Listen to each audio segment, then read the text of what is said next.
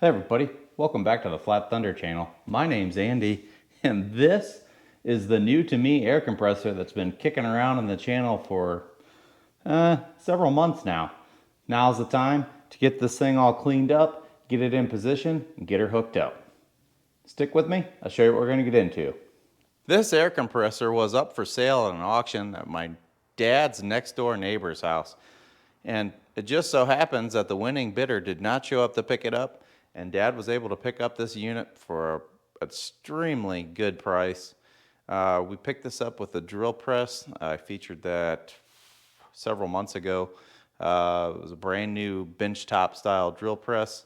It's a good one, but we picked up the drill press and this air compressor for about 250 bucks, I think. And I'm super excited because I think that's a heck of a deal on this thing.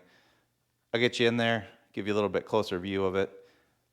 It's made in America, so yeah, I'm really stoked about that. Campbell Hausfeld. Here's where it gets really cool. Made in USA. Oh yeah. Doer, D-O-E-E-R motor on it. Not seeing the official stamp on the motor. The actual pump of the air compressor. Made in USA. Oh yeah. So as you can see, she's a little crusty. She's being used. She's got just a nice buildup of grease and grime on it. So we're gonna get in here and clean it all up the best we can before we put it up where we're gonna install it.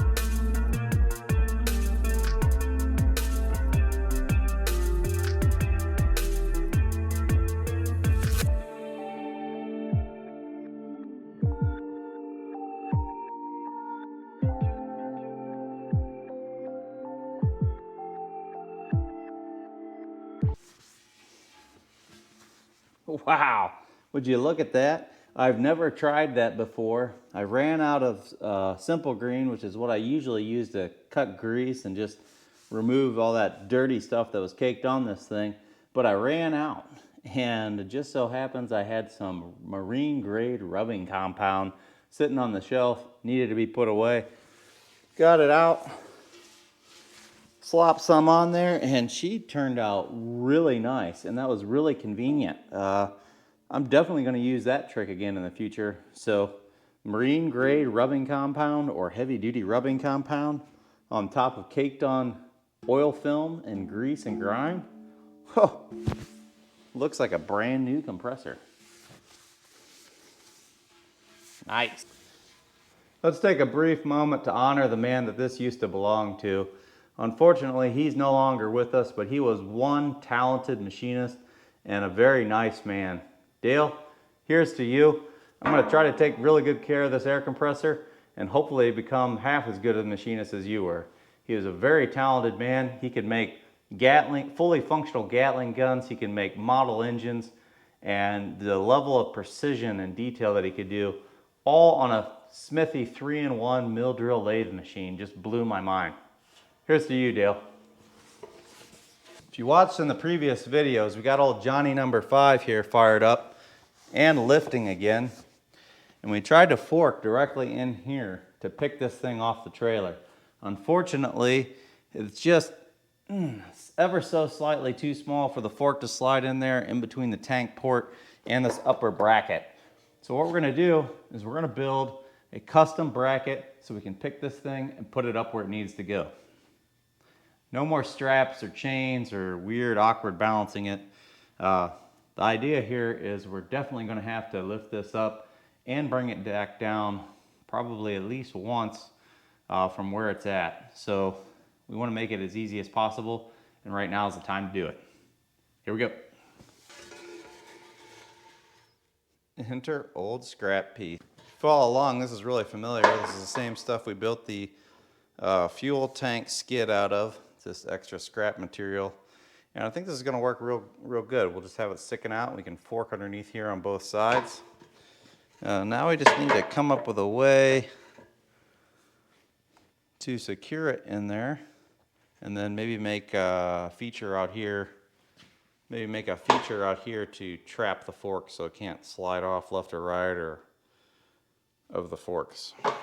The goal is to be able to have the lift point extend out past this bracket. We can bring the forks in just like this and lift here like so. Possibly put some features on there to capture the fork so it can't slide left or right. Kind of on the fence about that. If the forks are in here, the tank itself won't let it slide off. So we might not even do that. We might just fix this in there and get ready to start forking.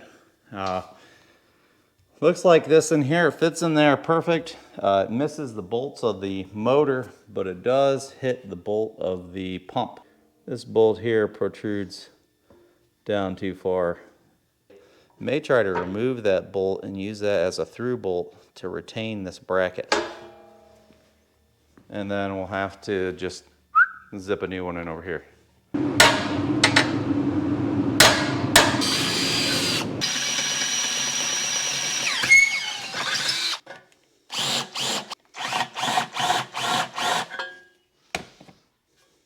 Bolt that came out of there is a really interesting, like, coarse thread.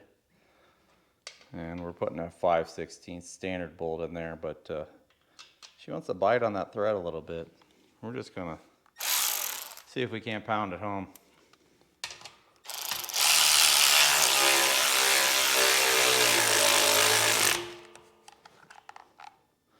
Yeah, so that's tight. And our bolt from underneath will just hold our bracket up tight to it. Well, it fit before, but unfortunately now the head of these bolts is just nicking the edge.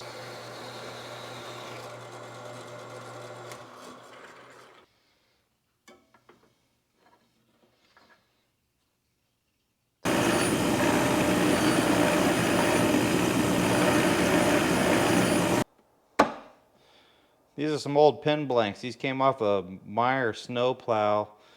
We replaced the pin with an improved design, one that was longer with better grease points.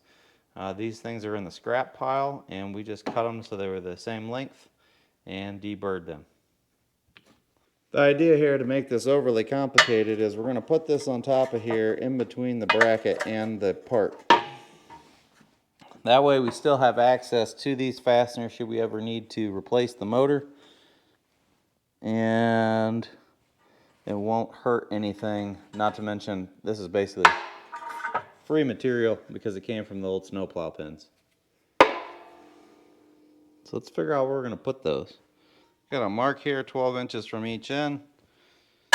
We're just going to put her on there, put a little booger of weld on each side. That way it doesn't fall out.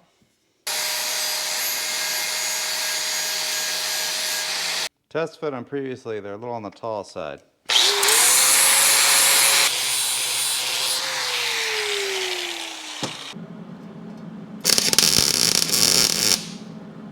Well, here it goes. We got those boogered on there. All it really needs to do is hold it in place.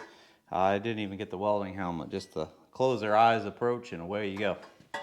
Hope it fits.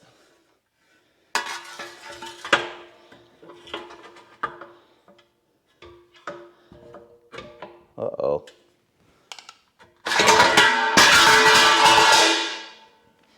Fits. Perfect. Now all we need to do is put a longer bolt in the other side and then get a bolt drilled in over here.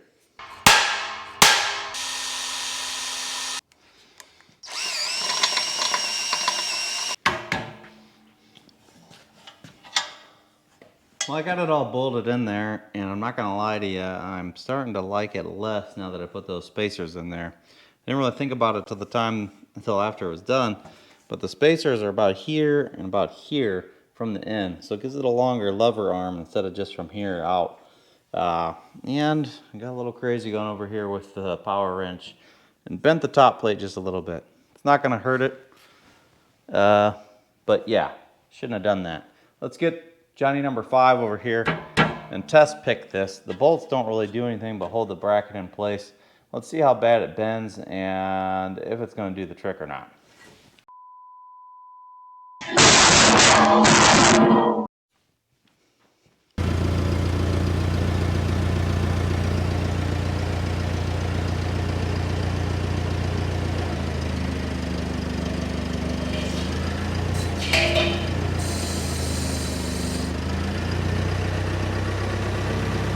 Well, that turned into one of the biggest poop shows I've ever seen. So we dumped the air compressor. We didn't dump the air compressor with the forklift. We dumped the air compressor just lightly spinning it around. One of the foots caught in the ground, the other one slid, and away she went. Stupid.